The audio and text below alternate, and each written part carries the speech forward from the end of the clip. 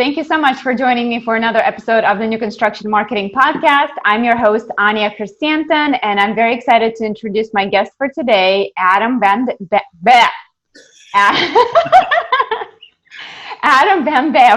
with ONeil Interactive. Okay, should I try to do this again? I like it. It's it's Dutch, and that's I'm fairly used to people not being able to pronunciate the name, as I'm sure you are. So, lifelong struggle. I've always pronounced it right in my head, so. But here you are. So, Adam, I'm so glad we got to connect. Yes. If you don't mind telling us a little bit about yourself and how you got into this wonderful world of new construction. Sure. Well, first and foremost, thank you. We had some technical difficulties getting going here, but hopefully I speak loudly and clearly enough. So I work for ONeil Interactive, and we're a full-service digital agency, and we work with home builders all across the country. And what I'm really excited to talk to you about here today is not just how we work within the industry, but a great story that really relates to, hopefully we'll expand on, is how I ended up at ONeil Interactive. So Dennis and I met each other well over a decade ago when I worked for Susan G. Komen, and he worked for Ryland. He was in new home sales. He was a sales manager. So he had an event at one of his communities. We met each other. I did events when I was at Susan G. Komen. And, I left there and I went into a slew of different, I worked in financial services, software. And long story short, Dennis and I kept in touch. Mm-hmm. And here I am now, almost 6 years into working at ONeil Interactive, well over a decade from meeting him, working together in the new home industry, all from a relationship that started, in something completely unrelated. We were complete strangers. So, I think there's a lot of value in that. Love to talk further about relationships and how they impact, the impact that you're able to make. Yes, absolutely. So I think it is interesting how you meet certain people along the way, and sometimes you have no idea how you're going to connect. And I always say it's such a small world.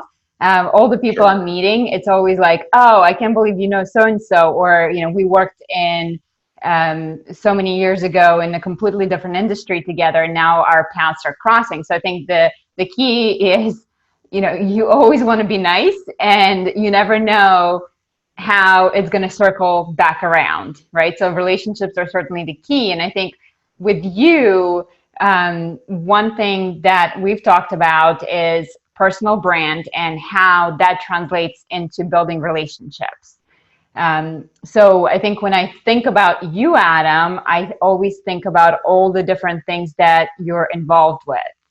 And that certainly helps you to differentiate yourself from others in our industry and to stand out as an individual.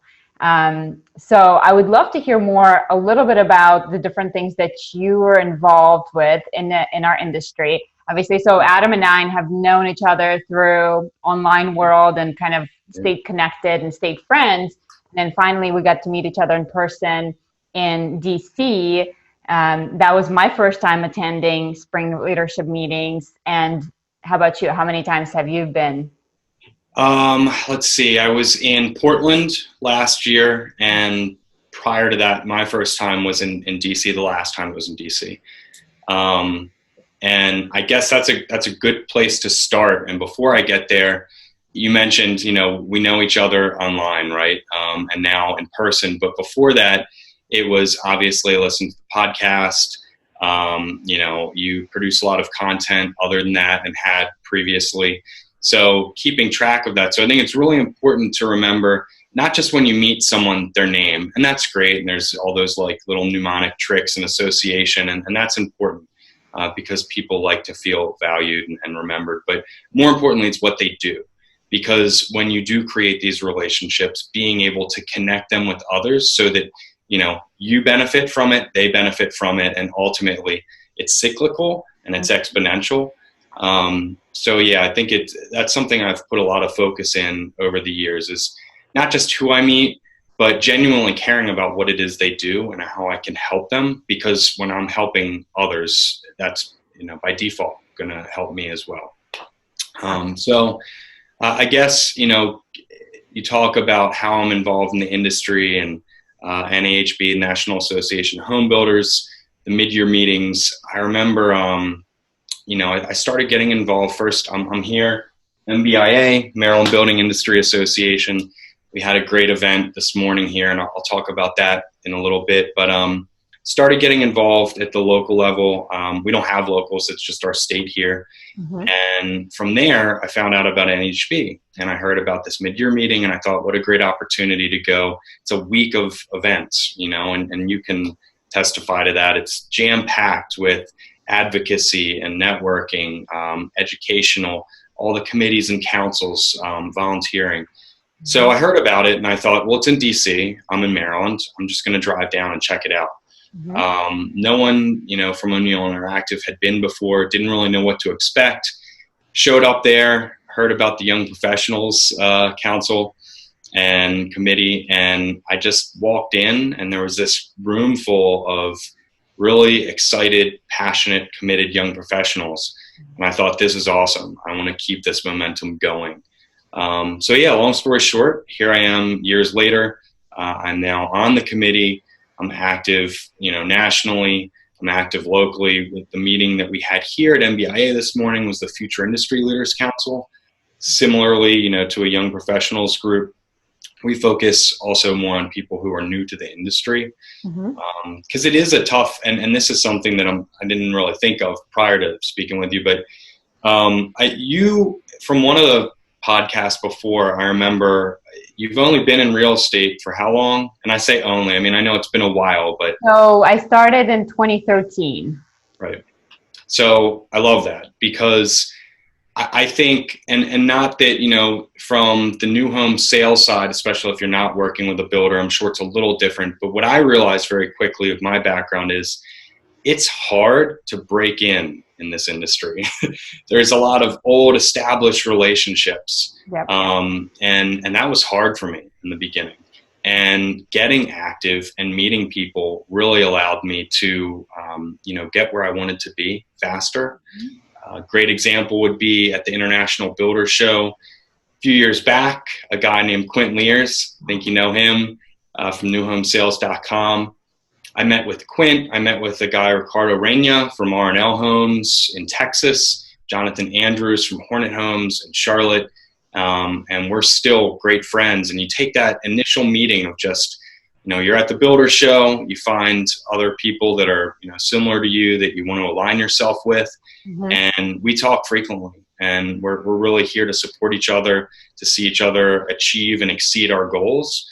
And it's a perfect example of, I was, a little frustrated by finding the right people to not only help myself, selfishly and in my business, but just feel good about what I was doing and my contributions. And the more that you put out, you start to see that be reciprocated.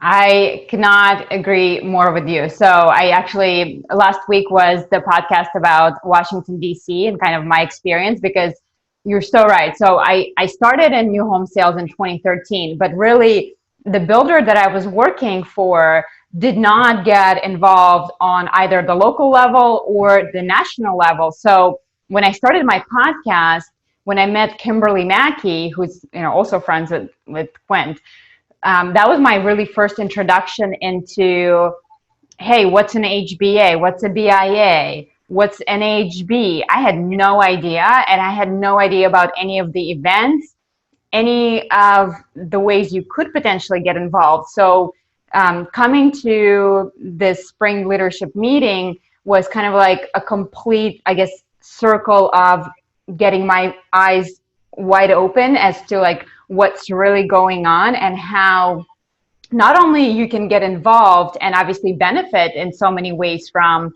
the connections that you're making, from the networking, but also I was surprised to see and feel how much impact you can have as an individual on the future of this industry. And I think that was like my biggest takeaway from attending, is that I was really, really surprised by the fact that, hey, I do have a voice, and if I want to make my voice heard, here's a way to make that happen. Yeah. So, and I couldn't agree with you about the industry being, it is a tight knit community. And so to this day, like I always pinch myself because, when I first came out with my podcast, like nobody knew about me. Nobody had any idea who ONeil Chrysanthemum is or what this new construction marketing podcast. And I was just lucky that I met so many great people like Quint, who were so unselfish in the way that just have embraced me and promoted me. And there's no way I could have ever met those people if I didn't get involved. Yeah. So I think what I would like to talk a little bit about is, for so many people out there who are maybe in those sales roles or working for a builder who may not necessarily be involved in all this different activities, and they may have very limited knowledge about, okay, what does it look like? How do I get involved in this? So let's talk a little bit about, like, what does it look like on a local level and how does it roll up into NHB? And if we can talk a little bit about the different councils, you already mentioned the YP, like young professionals, that was definitely, I felt the same way. I guess I was in your shoes from a year ago. Yeah. And I was like, oh my gosh, look at all these amazing people. And they were all so enthusiastic and so energetic and talking about the different ideas and different events that they're involved with and how it's really impacting us and our industry. And I mean, even Eric was talking about codes, and I was like, I don't care about codes. Like, who cares about codes? and right? It's important. But it's so important. I was like, oh my God, I never realized how important this is and how it has direct impact on us and on our livelihoods. Something as, simple as codes, or not simple, but boring as code. We all have a role, and we all have something that we excel in, and, or that we want to excel in and be great at. And to me, you can't be great unless you go all in, and you're a perfect example. I'll use the analogy now of like LinkedIn as a content platform. Mm-hmm.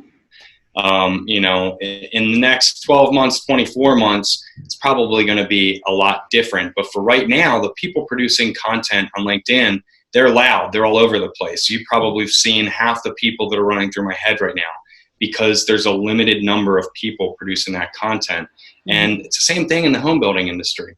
You saw an opportunity and you're one to watch. And this year you're speaking, congratulations, International Builder Show. So you can make a lot of impact quickly, but you have to decide what it is that you want to do. And then you have to go all in. And for me, getting back to your question, it's making an impact. It's supporting the community. It's making a difference. So for me, there was a lot of trial and error.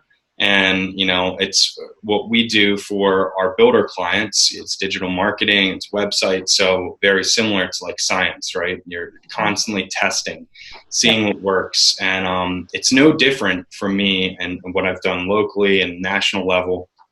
I started coming to MBIA and seeing what councils and committees were available.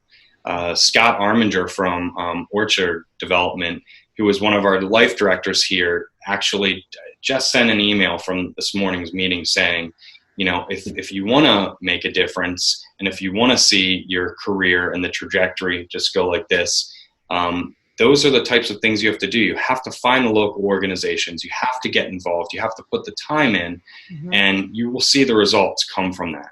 It's the circle that you run in, and you begin to see that impact. So locally, I found the councils that I wanted to be involved in, the committees, and really for me at the local level, there were two. Mm-hmm. Future Industry Leaders Council, mm-hmm. and that evolved nationally into young professionals. But then the other arm of that, and where I'll head as far as from a brand standpoint and how I want people to see me in the work that I do, is Home Builders Care Foundation. So MBIA is our local or our state HBA. And then the Home Builders Care Foundation is the charitable arm. Mm-hmm. And essentially, we're working to improve the quality of lives for Marylanders as far as homelessness goes, as far as Ulman House, which I'll get into in a minute, was a huge project that, was a passion project for me that started off as something completely unrelated to the home building industry. And for those who don't know, Ulman Foundation is an amazing organization here locally in Baltimore, Maryland, that supports young adult cancer patients and their families, their caregivers. And I was one of these game changers that they have, where essentially, they nominated me, and it was a great honor to not only work with them, but see the inner workings of the services they provide and the impact they create, not only in the community, but for the young adult cancer patients that they serve. So through that, I found out that they were building a house, and I thought, this is amazing. There's this thing that I, kind of was randomly chosen for. There's a backstory there that maybe we could share in the comments or something about my personal involvement. But anyway, they had this house. And if you're familiar with Maryland, we have the time. If you don't mind sharing it now, I'd love to hear that. So Ulman was created in 1997. Doug Ulman, who used to work for Live Strong. If you do some research about Doug, he's got Pelotonia, which is big for biking. Do you ride Peloton? Are you into biking? I know you run. No, you know what? I cannot handle that seat. That seat is You and I both. I took a vacation and I rode 20 miles on a bike like 2 weeks ago. I'm still dealing with it. Yeah, so you know what I mean. Yeah, but so Doug unfortunately was diagnosed with cancer, and he's beaten it several times now. But he created with his good friend Brock Yetzo this just tremendous organization. So it was founded in 1997. It was the same year I graduated high school. And coincidentally, I had hopes of playing soccer in college. I'd played my whole life. And Brock also played soccer, I think at UVA. So I went off, I worked at Beaver Dam, which is actually close to where I work now in Hunt Valley, but it's this quarry. I was a lifeguard there, and I graduated high school, and I'm thinking, this is fantastic. I'm going off to school. I'm going to play soccer, college is going to be great. And I came down with significant, debilitating stomach and GI issues. So there went all my hopes for playing sports. I did try out for lacrosse, which I played like once, made the team. And, after, several 2-a-day practices for a couple months before we got into the spring, was fall ball, was in the hospital again. And at that point I was like, okay, sports is not going to be in my future, at least, for the foreseeable future. So long story short, I was very close to having, colon cancer, and have lots of issues from, polyps and everything from my esophagus down. And that was in 97. So the same year that this organization was founded. And then all these years later, through my charitable work, they reached out to me, and I was nominated and chosen for this Game Changers Award. And I got to, to give back to something that hopefully, and who knows, I take medication as maintenance and have at this point longer in my life than I have it. I would probably not be a young adult now that I have it, but it was just the idea to me that I was able to support this organization that I very well could have needed, the services from, was really meaningful to me.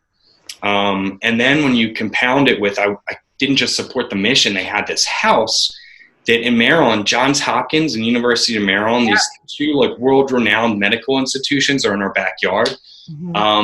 Ulman House is almost an entire city block. It was 8 homes, I think, on a 10-home block, and eventually probably will be all 10.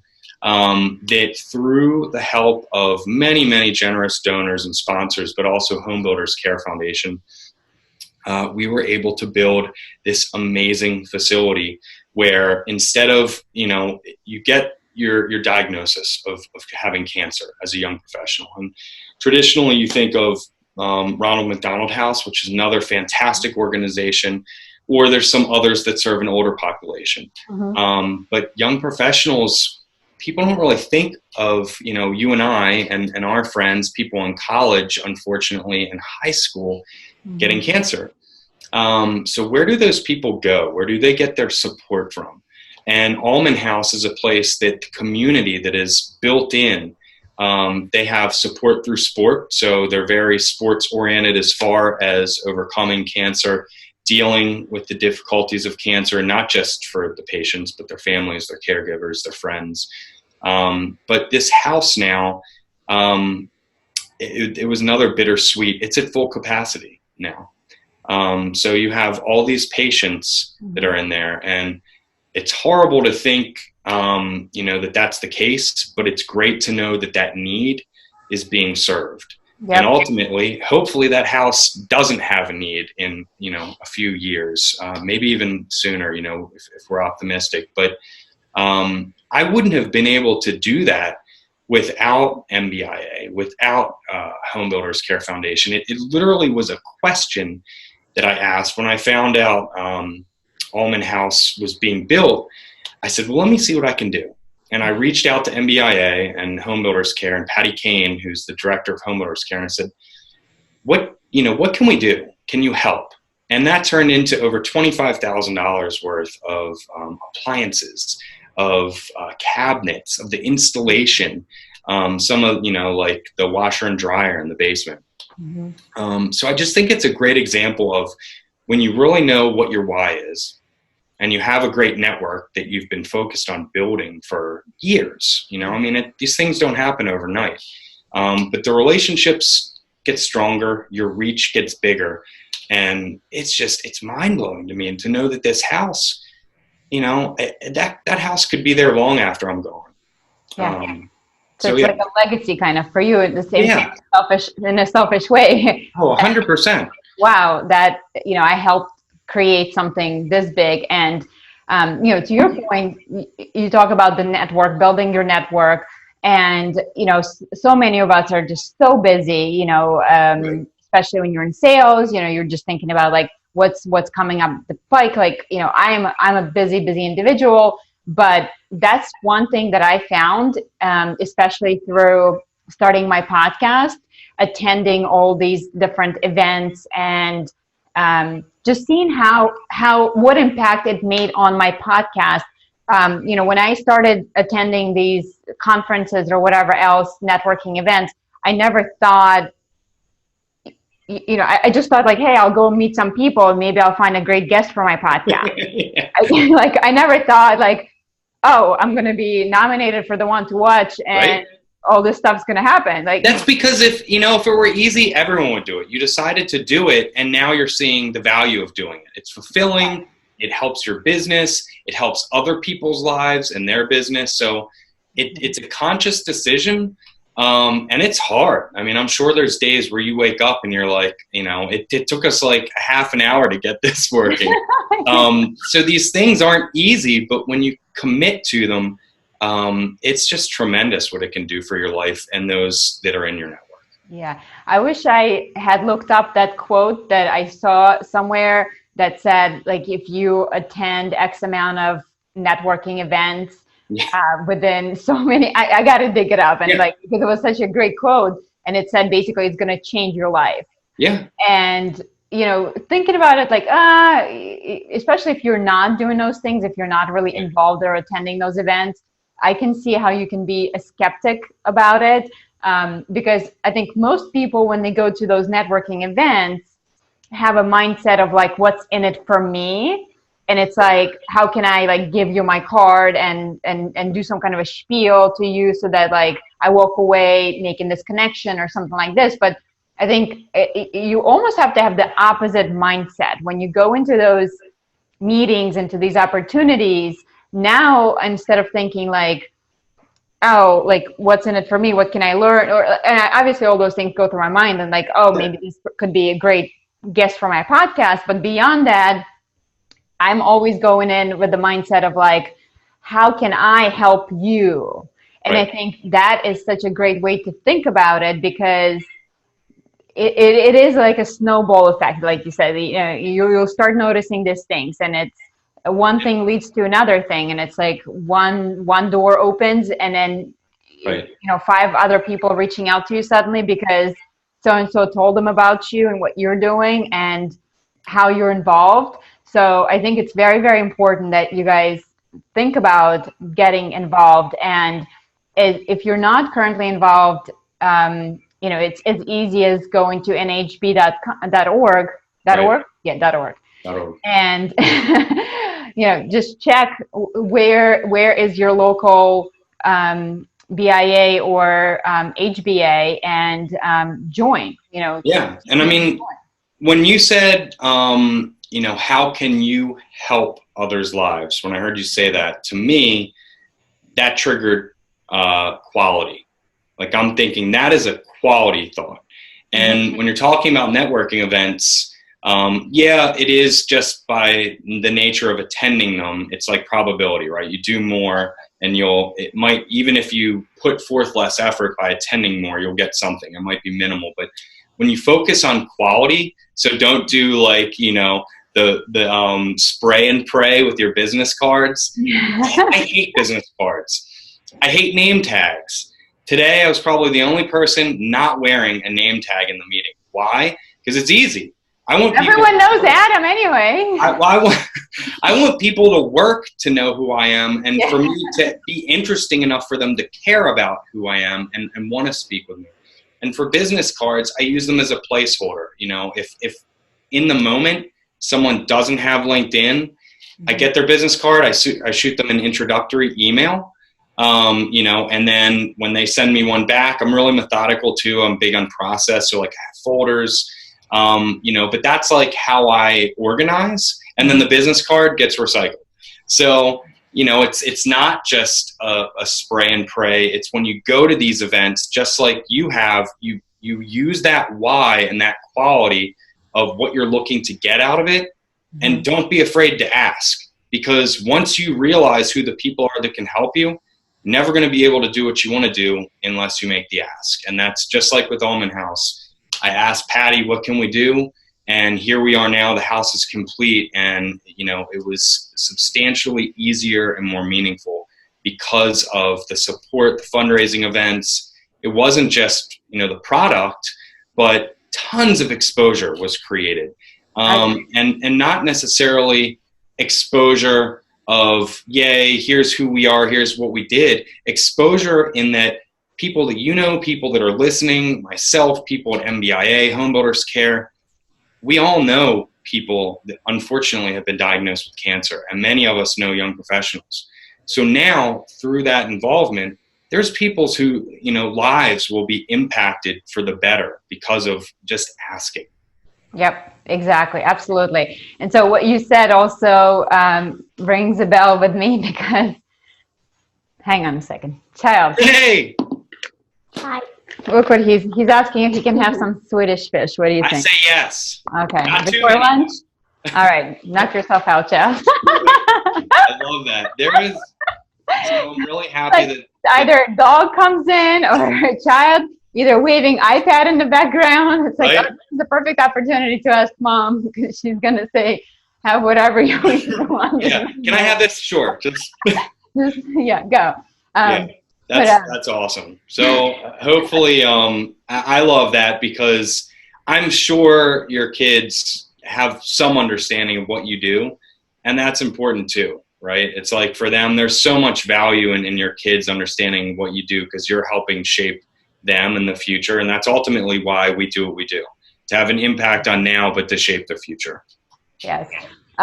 So if you want to plug the Ulman Foundation, if somebody wanted to help out, like, what's the website? How can people get involved and help with that? Sure. It's ulmanfoundation.org. They just rebranded, which is exciting. It's, if you go on there, there's a lot of information about the house. They have one amazing story. There was a girl traveling from West Virginia to get her treatment, I believe at Hopkins. And I mean, that's an immense amount of time in the car, but then you would get here and have to pay for the lodging.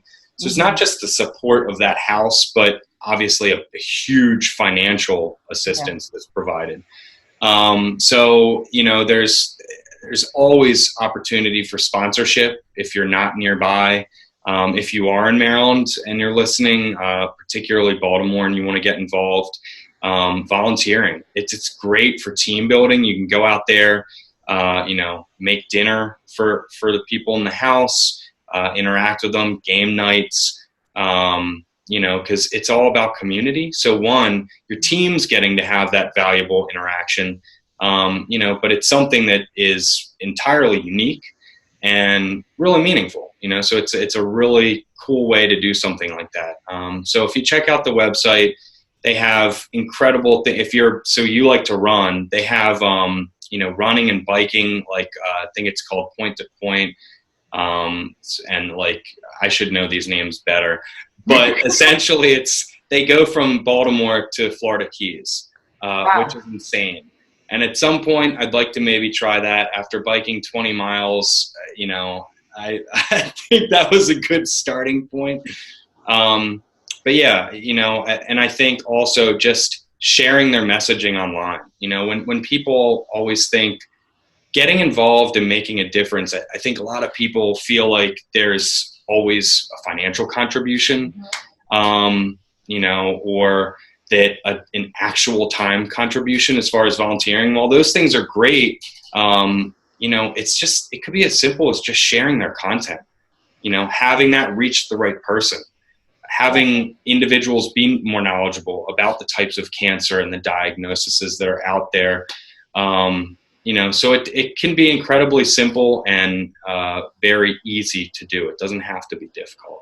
Yeah, I agree. So it's a lot of times people think about financially first, like, oh, if I'm going to get involved, like, or maybe I can afford it or something like this. But a lot of times it's not the money, but the time that you can volunteer, or, it's maybe something that you're good at, like, Exactly. If you're a graphic designer, lots of times they need services of professionals to help with PR, spreading the word, and maybe you do possess that knowledge to help them raise the funds, get the word out there, and do that.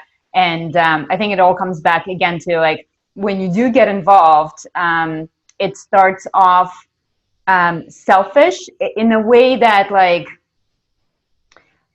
again, part of it is like, what's in it for me? And I think the way it makes you feel at the end of the day is, when you volunteer, it always ends up being like the most amazing experience. You come off high. It's like giving presents, like you're so much happier when you actually gift a present and you watch somebody unwrap that than getting a present yourself.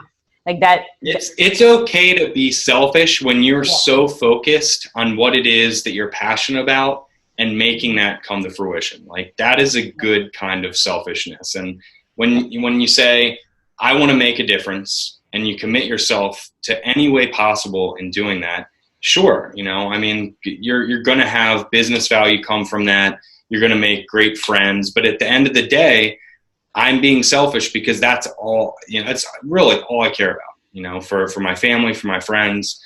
And I'm okay with being completely focused on that, and there's going to be business that comes from it. There's going to be great friendships. But I think if that's how I'm going to choose to be selfish, I'm good with that. I agree with you. So, and I think Adam can speak personally as well from all the things that he's been recognized. So congratulations on your 40 under 40. Thank you. That's a huge, huge one. And obviously all the things that Adam is doing, people are noticing, people are talking about it, people are nominating him because of all the things that he's involved with. And I think really, truly getting involved is probably a single best thing that you can do for your career. And I truly believe that when you do get involved, it not only changes you and the way you look at the world, but the effect it's going to have, again, starting out selfishly, but all the positive things that will come to you as a result of it. So even if it's a selfish motivation, again, you've got to pick and choose too. I mean, like, there's a world of opportunity out there. So getting back to an earlier question, it's being intentional with your time. I'm sure you're great with that because you have so much going on. And for me, I'm in Jeff Shore's Sales Leadership Roundtable. Yeah. And I have been incredibly focused on blocking out time in my day. I shouldn't say I don't even. I'm working I'm not looking at my emails before 11:30 in the morning. I have a set time where I look at 11:30 just before lunch, and then again in the afternoon. I have times when I make calls. I have times you have to focus on you too. So I've focused at 1 o'clock. I try to eat lunch, go for a walk, do some sort of exercise, try to meditate, to keep my passion and to keep from getting burnt out. But being intentional is, like tricks for my inbox right now. I have, before this started, 0 in my inbox. And then, Wow, that's impressive. Probably like 30 or 40 unreads. And that's not a system that works for everyone.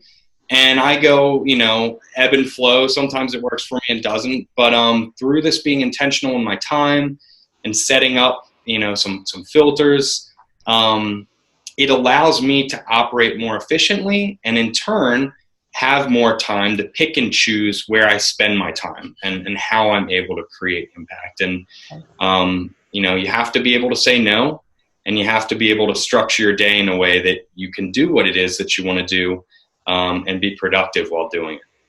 I agree, especially in today's society where so much of our time gets hijacked by social media and this and that. I find that that's the one I struggle with because, I work from home so much of my time. And it's so easy just to get distracted by your phone. And next thing you know, you're going down the rabbit hole of like Instagram and, it's 2 hours later and you're like, wait a minute, I just checked my phone and what happened? So 2 hours later and a full Amazon card on Prime Day. And you're like, how did I even get here? Exactly. But Adam, I do appreciate your time today. Thank you so much. And I know we went way over time with our technical difficulties today. So I appreciate your hanging in there. And I guess, what would you recommend if somebody is listening to this and they're like, okay, I'd like to get involved, but, how do I pick the cost? How do I choose? Like, what would be the thing that you recommend? How do they go about this? Sure. There's, I can send some links as far as ideas I have, but the Forbes Business Development Council I was a part of, and I got to share a lot of feedback as far as community. And one of my things is the internet's a powerful tool. So whether or not you're in the home building industry, if you're like me and I didn't have a cause, but I was like, I really want to do something meaningful, you can Google, like nonprofits near you, and then you'll find one. Maybe you love animals. Maybe you love like STEM. Maybe you love reading and literacy.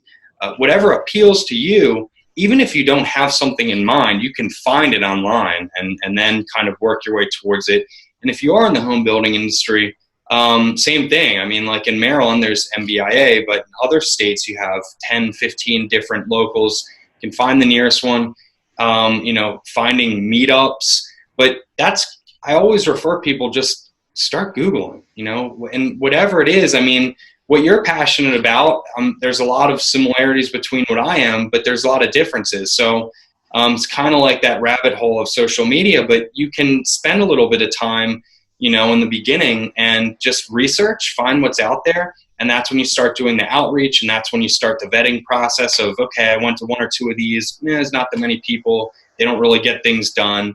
But over here, the future industry leaders, they're having these huge, meaningful events that are helping attract young professionals to the industry, providing real value to them. So that's my recommendation, and then once you meet those people, again, you're in that network, they have friends, and it's just really easy. It's just starting and choosing to start. I agree with you. So you guys, get involved on a local level, look up to see which is the closest HBA or BIA to you.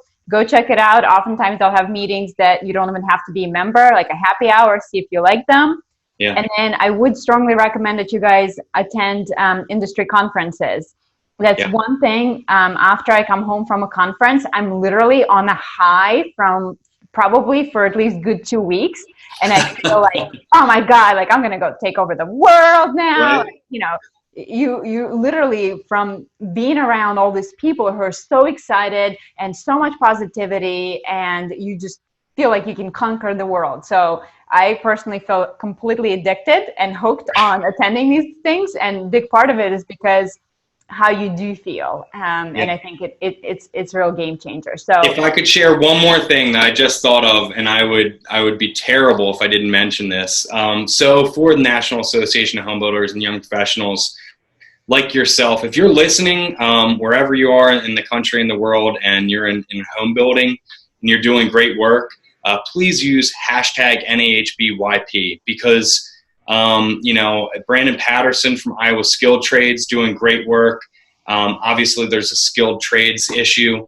We're doing meaningful work every day. And just like you were saying earlier with the podcast and seeing that need, let's have our stories, be heard. Let's be more visible. And using that hashtag serves as a great resource, for people that are looking.